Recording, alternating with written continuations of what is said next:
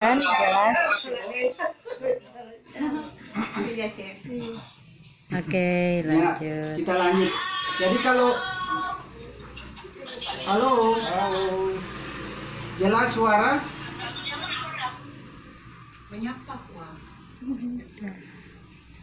Oke, lanjut. Ya kalau berbicara tentang doa, ya kembali ke doa. Jadi kalau doa Muslim dan non Muslim atau Kristen itu berbeda. Kalau pengajaran dari Muslim bahwa setiap pertemuan atau saya kasih contoh, kita membangun satu gedung atau gedung sekolah atau dan lain-lain sebagainya, tetap mereka memakai doa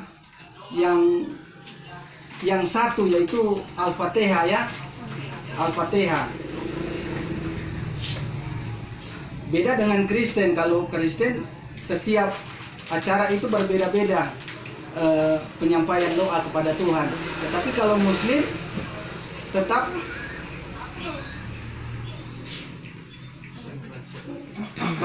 tetap memakai satu doa ini, yaitu Al-Fatihah, yang bunyinya Bismillahirrahmanirrahim, Alhamdulillah Sirobin Alamin, ya, Ar-Rahmanirrahim, Maliki Yaminuddin, Iyyak na'budu wa iyyak nasta'in, ya.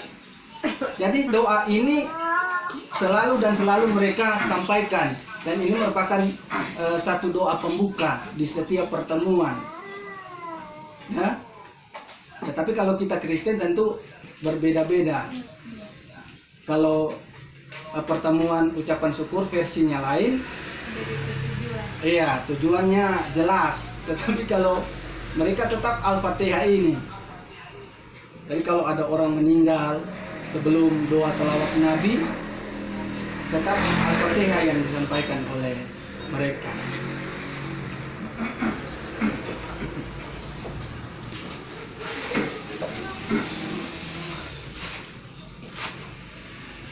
Ya, sampai di sini mungkin ada pertanyaan dari mahasiswa-mahasiswa, mungkin ada materi yang tidak jelas. Islamologi kan? Islamologi. Ya. Kalau dia kurang mengerti dengan dorong cara beribadah. Kalau misalnya kan kalau di Muslim, kalau laki-laki itu di muka toh mau Iya. ibadah, Iya. begitu mau duduk begitu. Pakai pembatas. Kalau perempuan di belakang. Belakang, ya. DP tujuan itu untuk apa? Ya, memang tujuan mereka sebetulnya bagus juga, selain memuji, membesarkan dalam Allah, Iya. itu tujuan bisa lain juga.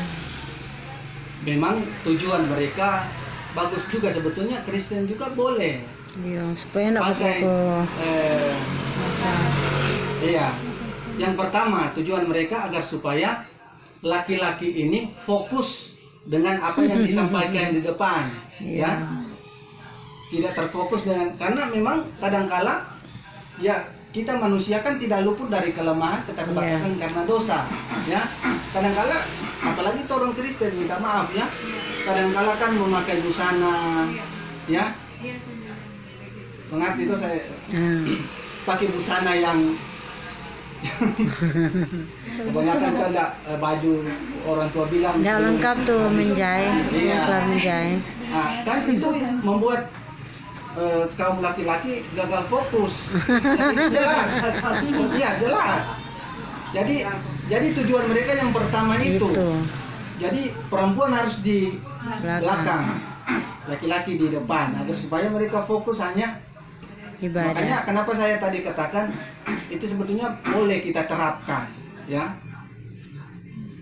Itu tujuan mereka, ya. Jadi tujuan mereka yang pertama itu. Ya, mungkin ada yang lain. Itu Bismillahirrahmanirrahim itu berarti apa itu? Bismillahirrahmanirrahim. Ada di arti. Dalam nama Yesus. Toh, kalau orang Salam pembuka. Bismillah. Dalam nama Yesus. Dengan nama Allah yang Maha Pengasih Itu dan toh. Maha Penyayang. Itu nah. Orang Bismillahirrahmanirrahim. ya, Kalau- kalau orang dekat. Ya. Tadi kan benar nama Yesus. Maksudnya kalau orang kan tuh Kalau Allah Yesus- sepakai nama. Yesus itu mereka percaya nama bisa. Yesus, dia bukan nama Yesus. Tapi mereka Allah, Allah. setiap doa mereka Dalam nama tidak Allah. disebut nama Isa Al-Masih ini. Sama. Tetap mereka sebut Kalau Isa Allah, masih itu. Yesus. Tetapi mereka tidak pakai karena pemahaman mereka Yesus itu bukan Tuhan. Yang mereka sembah itu Allah. Nah, kenapa orang saudara-saudara lain tidak memakai istilah Allah? Orang pakai ini istilah lain, ya. Ada yang YHWH atau Yahweh. Karena alasan ini memang kalau kita Oh, di belajar pembahasan itu. kita belajar tentang Allah ini, memang ini merupakan satu penyembahan berhala zaman dulu. Ini Ka'bah ini sebetulnya di situ adalah tempat atau pusat penyembahan berhala. Jadi Tuhan yang disembah oleh Nabi Muhammad itu sebetulnya tanda tanya besar. Siapakah Tuhan Nabi Muhammad ini? Ya, karena dari awal kalau kita pelajari sejarah tentang Ka'bah ini, Ka'bah itu dikelilingi dengan 300 kurang lebih 360 berhala. Yang salah satunya ini Allah ini. Jadi di situ ada Al-Usa. Lain tidak memakai istilah Allah ini karena mereka pikir bahwa itu adalah penyembahan berhala dari Nabi Muhammad. Ya. Jadi Bismillahirrahmanirrahim itu adalah dengan nama Allah atau Allah menurut mereka yang Maha Pengasih, Maha Penyayang. Ini di Al-Fatihah. Baru kalau Alhamdulillahirrahmanirrahim, ya, segala puji bagi Allah Tuhan seluruh alam. Ya. Ar-Rahmanir-Rahim yang Maha Pengasih, Maha Penyayang. Sebetulnya doa ini juga baik juga, ya. Memang kalau berbicara doa sebelum semua baik. Baru yang keempat, Maliki Yaumuddin, pemilik hari pembalasan. Jadi ini berbicara tentang penghakiman itu sudah ada. Dan Al-Quran pun jelas percaya bahwa hari penghakiman itu ada, ya. Pemilik hari pembalasan. Jadi penghakiman itu hanya berasal dari Tuhan. Jadi kita orang Kristen, apalagi kalau sesama Kristen saling menghakimi, saling argumen tentang pengajaran sebetulnya itu tanda tanya. Apakah hidup di dalam Tuhan atau di luar Tuhan, ya? Karena satu hal yang menghakimi itu hanya satu, Tuhan. Yang benar itu cuma satu, Tuhan, bukan kita manusia. Kadang-kala kan pemahaman kita itu salah, betul enggak? Salah. Jadi kalau kita berpikiran bahwa saya ini benar, belum tentu kita benar. Karena di dalam Injil Matius berkata, bukan setiap orang yang berseru namaku Tuhan, Tuhan yang masuk dalam kerajaan surga, tetapi dia yang melakukan kebenaran firman. Nah, kebenaran firman ini yang menghakimi kita orang-orang percaya ini, bukan orang manusia, bukan tentang pengajaran, bukan tentang doktrin gereja, bukan tentang denominasi gereja, ya. Tapi intinya kita ini satu di dalam Tuhan, ya. Amin. Satu di dalam Tuhan. Bineka Tunggal Ika, beda-beda tapi satu. Amin. Satu dalam Tuhan, bukan cuma satu bangsa, satu di dalam Tuhan. Makanya doa dari Tuhan Yesus, doaku supaya kamu menjadi satu. Amin. Satu apa? Satu pengajaran. Satu apa? Satu pemahaman. Satu apa? Satu Tuhan. Amin. Satu apa? Satu tempat, yaitu surga atau Yerusalem baru ini, ya.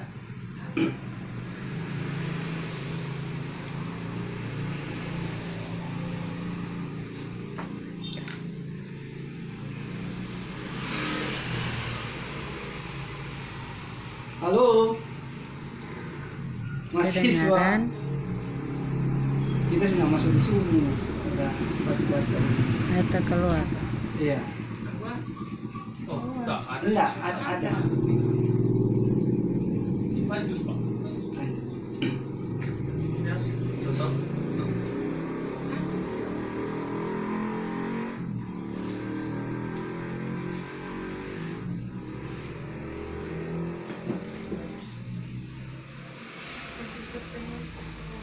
Ada pertanyaan.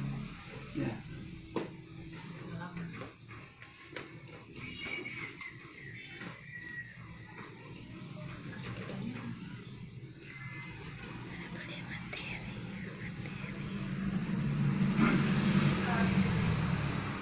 Menurut mahasiswa, pengertian Islam menurut pemahaman mahasiswa, bukan menurut Al-Quran ya, menurut pemahaman mahasiswa, pengertian Islam itu apa sebetulnya?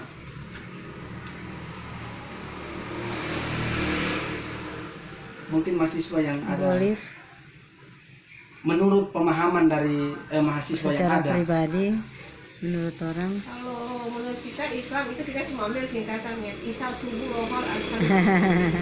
Ya, memang kalau singkatan dari Islam itu yang disampaikan oleh Ibu tadi, Isya, luhur, subuh, lohor, asar, maghrib. Ya, itu singkatan dari Islam. Ada yang lain mungkin?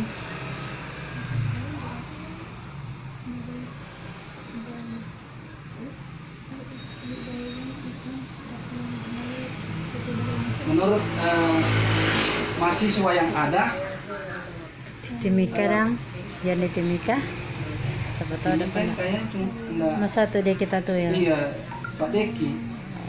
Apa dang, Bapak siapa itu? Ruli. Menurut mahasiswa, pengertian Islam menurut pemahaman dari mahasiswa, bukan menurut Al-Quran. Pengertian Islam itu apa?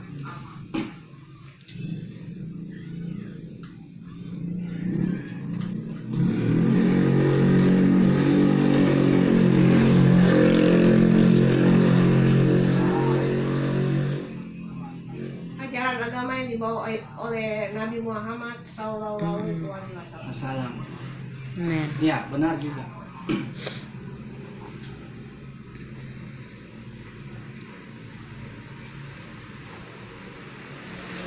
Kalau pengertian Islam menurut Al-Quran itu di dalam Quran surah Ali Imran 52, segala sesuatu yang ada atau termuat di dalam Al-Quran itu berasal dari Nabi Isa. Maka tatkala Isa mengetahui kekufuran mereka dalam kurun Bani Israel, berkatalah dia, siapakah yang akan menjadi penolong-penolongku untuk menegakkan agama Allah atau para Hawariyin. Hawariyin ini sahabat-sahabat setia, ya. Hawariyin. Kalau di dalam Alkitab kemungkinan besar itu 12 murid ya, sahabat-sahabat setia. Siapa yang lebih dekat dari dekat kepada Tuhan Yesus selain 12 murid ini ya?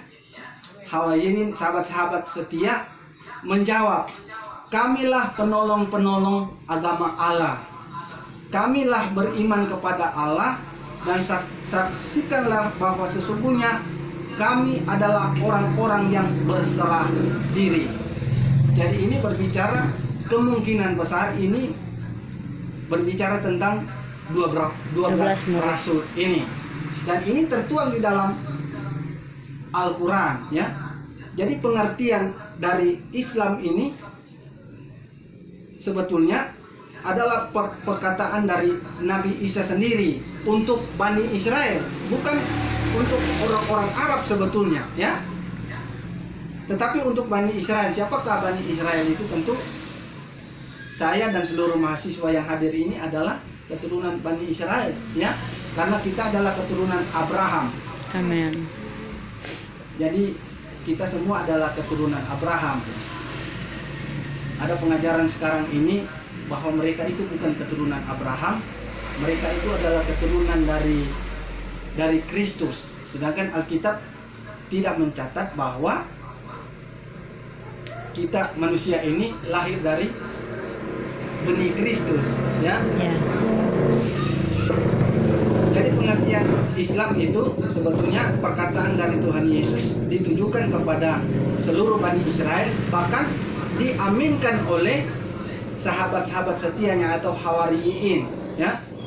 Kamilah penolong-penolong agama, kami beriman kepada Allah dan saksikanlah bahwa sesungguhnya kami adalah orang-orang yang berserah diri. Ini dalam Ali Imran 52. Baru yang kedua. Sudah pasang rompi apa?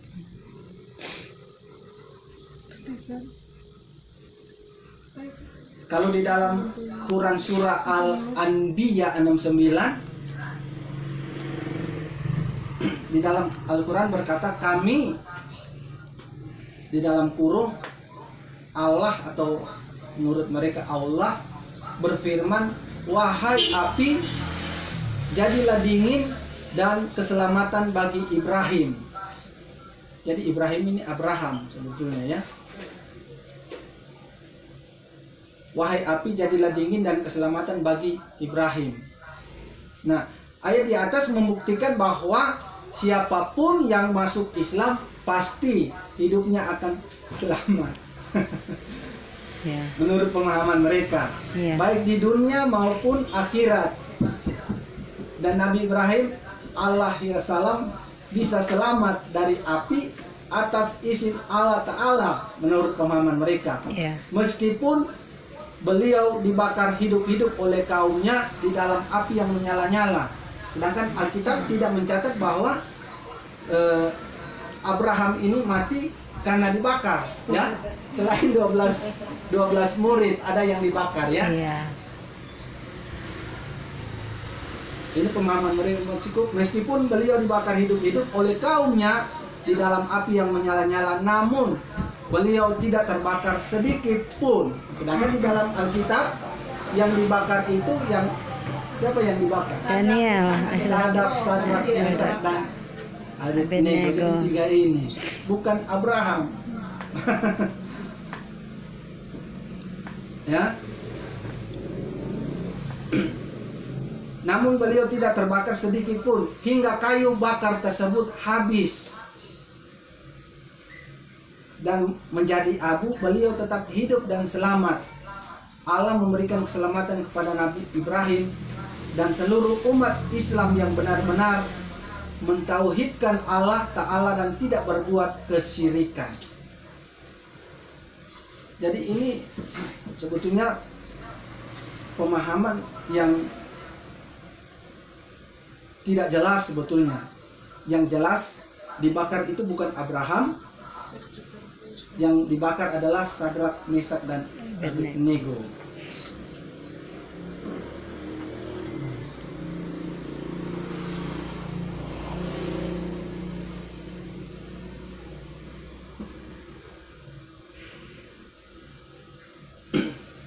Berikut di dalam Quran surah Asyu'ara 89. Al-Quran berkata, kecuali orang yang menghadap Allah dengan hati yang bersih. Pengertian dari ayat di atas ini begini.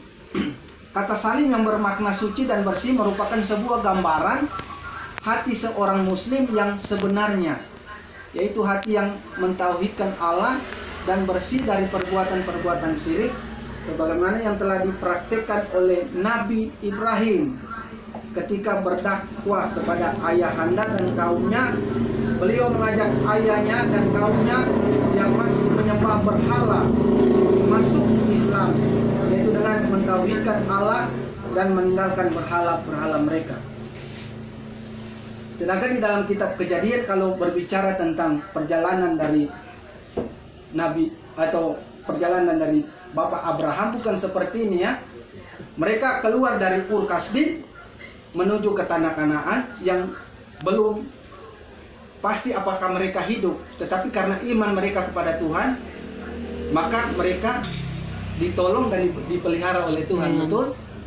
Jadi mereka keluar dari Ur Kasdim menuju ke tanah yang belum mereka ketahui apakah mereka akan diberkati di tempat itu.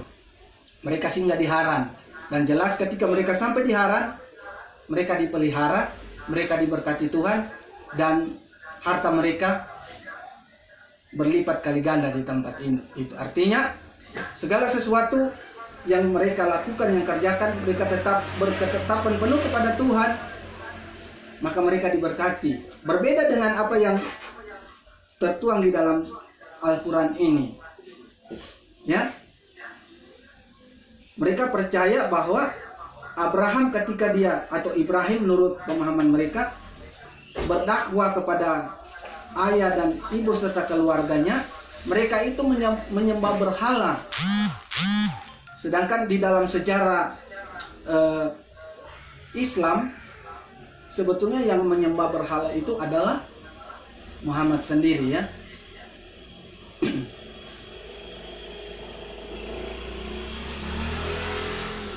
Terus di dalam Quran surah As-Saffat 26, As-Saffat 26, SHAFFAT. Bahkan mereka pada hari itu menyerah diri atau dalam kurung pasrah kepada keputusan Allah Ta'ala. Artinya kata itsalama telah mempertegas makna dari aslama. Ini pengertian Islam tadi, yaitu berserah diri, karena pada hakikatnya seorang muslim harus menjalankan ajaran agama Islam secara totalitas, tanpa kata tapi. Nanti ini merupakan inti dari ajaran agama Islam, yaitu mengajak umat manusia untuk taat, tunduk, dan berserah diri kepada Allah, ya. Jadi mereka harus masuk Islam, tunduk dan taat kepada Allah. Dengan dasar mereka percaya yang pertama kepada Nabi Muhammad. Sedangkan Alkitab jelas berkata kita menyembah bukan kepada manusia, kita taat bukan kepada manusia, kita tunduk bukan kepada manusia, tetapi kepada Tuhan. Amen.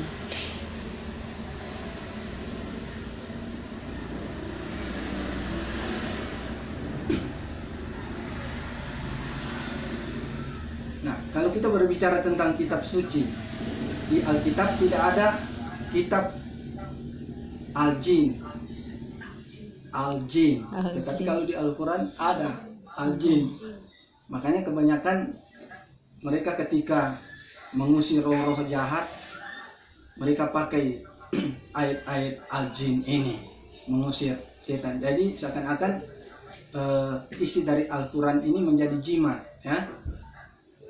Tetapi tidak menutup kemungkinan orang-orang Kristen masih ada ketika mereka belum paham tentang kebenaran firman Tuhan. Makanya mereka pikir ketika mereka baca kitab Mazmur dalam lindungan Allah, mereka pakai jadi jimat, ya. Jadi Al-Jin. Kalau di dalam Quran surah Al-Jin 14 berkata, ini berbicara tentang pengertian Islam, ya. Dan sesungguhnya di antara kami ada